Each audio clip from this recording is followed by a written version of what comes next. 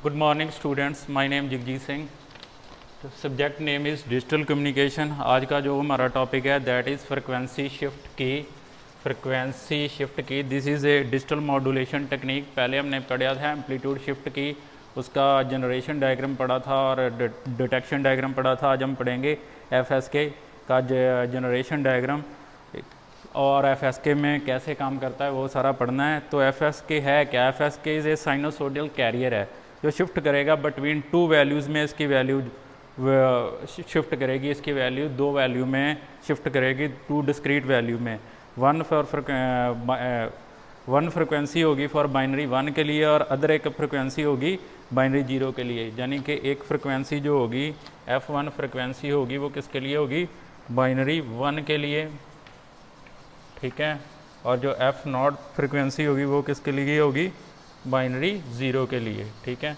ये चीज़ आपने दिमाग में रखनी। ये FSK का डायग्राम है, ठीक है। FSK के जनरेशन डायग्राम है, ठीक है। इसके बारे में आपको एक्सप्लेन कर रहा हूँ मैं, वो देख लेना आप अच्छे से।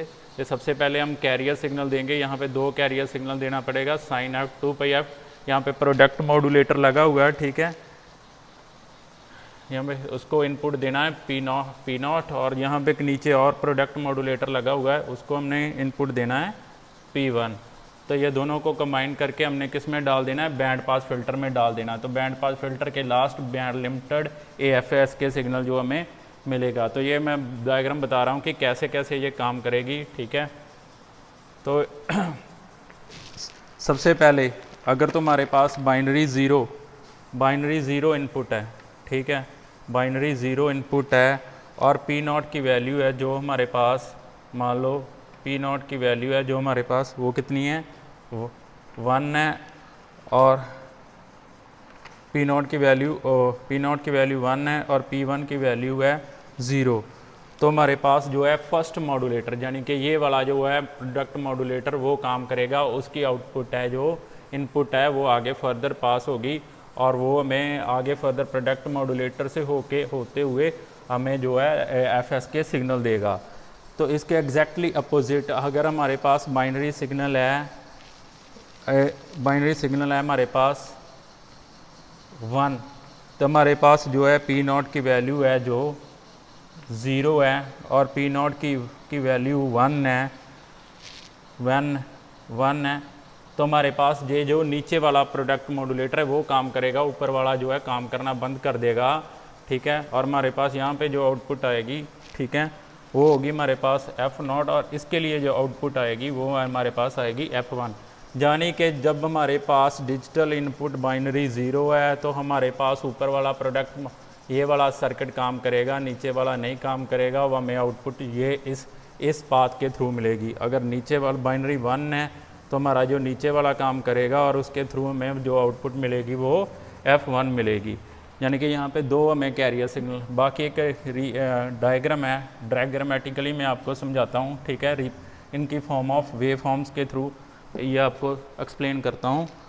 तो अगर हम in the form of wave form देखें तो जैसे ये मान लीजिए हमारे पास सिग्नल है, ठीक है, 0 1, ठीक है, 0, ठीक है। तो यहाँ हमारे पास 1 1, ठीक है। तो सिमिलरली हम यहाँ पे देखें, ये क्या है? 0 है, ये क्या 1 है, 0 है, 1 है, ये हमने देखना है, ठीक है, कि किस तरह से जो है आउटपुट जो है चेंज होगी।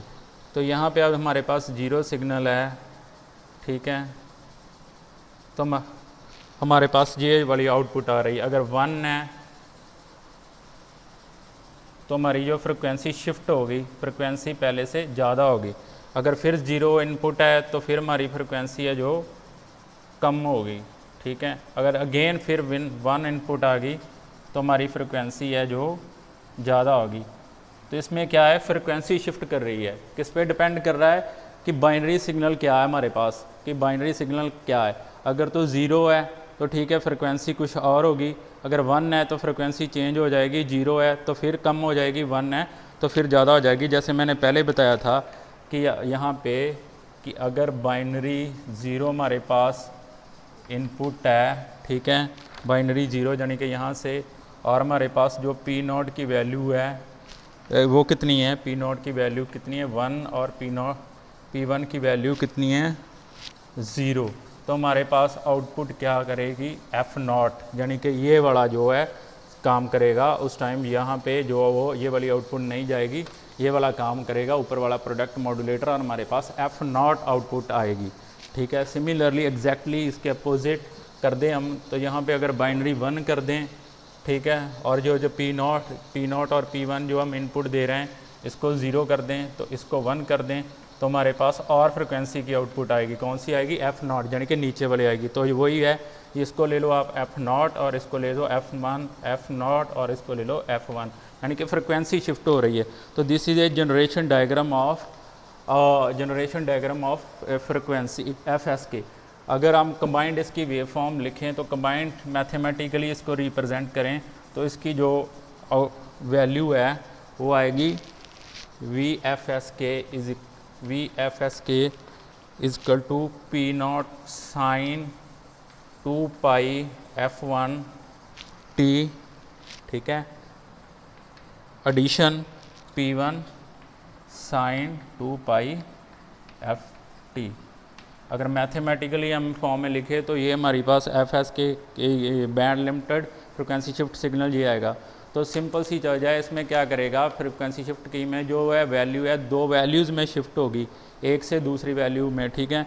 यानी कि अगर हमारे पास एक टाइम पे ऊपर वाला सर्किट चलेगा, एक टाइम से नीचे, तो this is very simple circuit, ठीक है। दिस इज़ ऑल अबाउट और FS के जनरेशन। तो बाकी जो है हम इसका जो डिटेक्शन है वो हम नेक्स्ट लेक्चर में पढ़ेंगे। Okay, thank you students.